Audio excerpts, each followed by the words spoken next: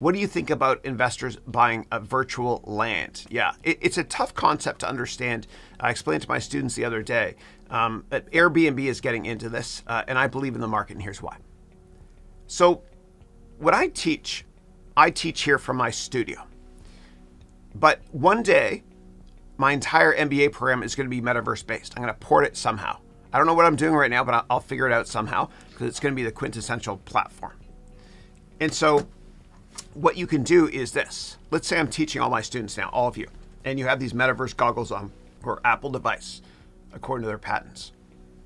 But what you can do is this. I can say this. Okay, let's out now, students.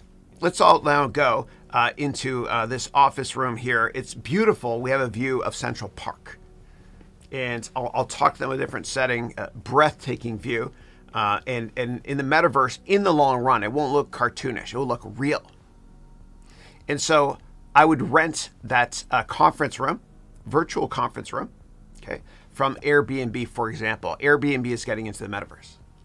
And so that's a virtual real estate property. Yeah. And there's going to be copyrights as well applied to that. So for example, if I wanted to go and sit down in Yankee Stadium and watch a game, right, virtually, well, that's owned by the New York Yankees. And so that's their virtual property as well. And so every major location in the world is going to have virtual property online, you know, like the Louvre in France. You know, instead of going to the museum, I can actually virtually go to it and walk through it. And eventually it'll be almost like I'm there. And so every major piece of property in the world, from a commercial perspective, will have a virtual version as well.